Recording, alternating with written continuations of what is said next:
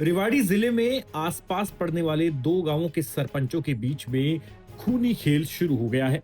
मैं बात कर रहा हूं गांव भाल की और गांव माजरा की। वैसे तो इन दोनों गांवों का नाम एक साथ ही लिया जाता है। दोनों गांव एक दूसरे के अगल बगल में हैं और यहाँ पर हरियाणा का पहला एम्स भी बन रहा है, लिहाजा इस गांव की चर्चा रहती है। लेकिन 26 जनवरी को इसी गांव से जुड़े एक व्यक्ति जिसका नाम है सुरिंदर उर्फ डालिया, जो कि भालखी गांव का सरपंच प्रतिनिधि है। सुरिंदर उर्फ डालिया गणतंत्र दिवस के प्रोग्राम से वापस लौट रहा था, अपनी गाड़ी में सवार था। तभी अचानक जो एम्स का पुल है वहां पर उसकी गाड़ी को रुकवाया गया और कुछ लड़के उसके ऊपर हमला कर देते हैं। वायरल वीडियो में आप देख सकते हो जो शख्स नीचे पड़ा है वो सुरेंद्र उर्फ डालिया सरपंच प्रतिनिधि गांव भाड़की है और उसको कुछ लड़के लाठी डंडों से पीट रहे हैं।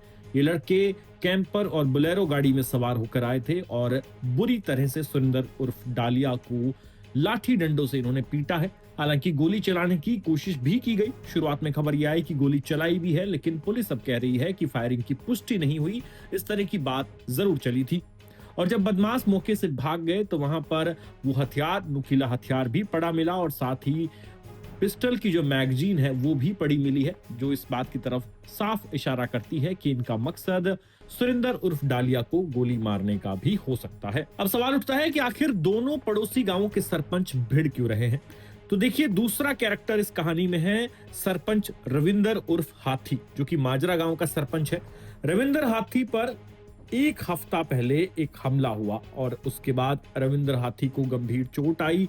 उसे अस्पताल में भर्ती कराया गया और इस हमले का आरोप लगा सरपंच प्रतिनिधि गांव भाल की सुरिंदर उर्फ डोलिया पर। दरअसल माजरा गांव के सरपंच रविंद्र हाथी और भालकी के सरपंच प्रतिनिधि सुरेंद्र उर्फ डोलिया के बीच पिछले सप्ताह सीवर नाले को लेकर एक विवाद हुआ और इसके बाद रविंद्र हाथी पर एक हमला होता है जिसमें रविंद्र हाथी को चोट लगती है। तस्वीरों में आप देख सकते हैं कि रविंद्र हाथी के हाथ और पैर दोनों जगह चोट लगी है। वो अस्पताल पहुंचता है और इस पूरे हमले का जो आरोप है वो रविंद्र हाथी ने सुरेंद्र और उसके लोगों पर लगाया और कुंड पुलिस ने इस मामले में शिकायत भी दर्ज की, जांच भी शुरू की। जो रविंद्र हाथी के पक्ष के लोग हैं वो एसपी से भी मिले। रेवाड़ी जाकर उन्होंने मांग की कि सुरेंद्र उर्फ डोलिया और उसके साथियों को गिरफ्तार किया जाए। पुलिस इस मामले की जांच कर रही थी। बीच में गणतंत्र दिवस आ गया और कई वीआईपी मोमेंट जिले में थी और पुलिस जो है वो वीआईपी मोमेंट के चक्कर में रही और पीछे से ये जो रविंद्र हाथी के पक्ष के लोग बताए जा रहे हैं, जिस तरह से सुरेंद्र उर्फ डोलिये के पक्ष वाले लोगों का कहना है कि रविंद्र हाथी ने इनको भेजा था और इन लोगों ने सुरेंद्र उर्फ डोलिया को बेरहमी से पीटा है। तस्वीरें आपके सामने हैं और वो मैगजीन जो वहां पर बरामद हुई है, वहां से पड़ी मिली है, वो ये इस बात की ओर इशारा करती है कि सुरेंद्र उर्फ डोलिया को गोलियां भी लग सकती थी अगर ये फायरिंग की घटना जो है इसको ये बदमाश अंजाम दे पाते। अब सुरेंद्र उर्फ डोलिया जो है वो भालखी गांव की सरपंच है, उनका देवर है, यानी मुख्य चेहरा जो है वो सरपंची के चुनाव में सुरेंद्र उर्फ डोलिया ही था और दूसरी तरफ रविंद्र हाथी जो कि खुद मौजूदा सरपंच है। और ये देखिए, माजरा और भालखी गांव दोनों जो है वो एक दूसरे से सटे हैं। रविंद्र हाथी माजरा गांव का सरपंच है जबकि भालखी की सरपंच हंसाबाई है और उसका देवर है सुरिंदर उर्फ डालिया। सुरिंदर पहलवान जो है वो रिश्ते में हंसाबाई के देवर हैं और पिछले कुछ समय से दोनों गांवों के सरपंचों के बीच तनातनी बनी हुई है और ये सीवर लाइन का एक काम चल रहा था और उसके लिए गड्ढा जो है वो खुदवाया हुआ था। उस गड्ढे को भरने के लिए रविंद्र हाथी ने जेसीबी और कारीगरों को भेज दिया, लेकिन गड्ढा नहीं भरने दिया सुरेंद्र उर्फ डालिया ने और इसी बात को लेकर विवाद हुआ, कहासुनी हुई, मारपीट हुई। पहले रविंद्र हाथी पर हमला किया गया और अब सुरेंद्र डालिया पर ये जानलेवा हमला हुआ है। हालांकि दो गांवों के सरपंच इस तरह आपस में भिड़ रहे हैं, लिहाजा दोनों गांवों में भी तनाव है और कहीं ना कहीं सवाल जो है वो पुलिस प्रशासन पर भी उठते हैं कि आखिर जब रविंद्र हाथी पर हमला हो चुका था और पुलिस में भी शिकायत जा चुकी थी तो फिर सुरेंद्र डालिया को इस तरह निशाना कैसे बनाया गया, कैसे सरेआम उसको घेर कर हाईवे के किनारे पीटा गया। तो ये कानून व्यवस्था पर भी एक बड़ा सवाल है। अब अंत में आप एक चश्मदीद को सुनिए जो उस वक्त वहां पर मौजूद था जब सुरेंद्र उर्फ डालिया को इन बदमाशों ने घेर कर बुरी तरह से पीटा।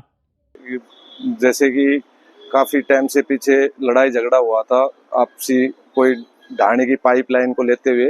उसके बाद में रविंदर जो गांव माजरा का सरपंच है वो मौके पे पहुंचा था तो उस पे सुरेंद्र के द्वारा लड़ाई झगड़ा हो गया था, उसमें उनका नाम दिया गया था।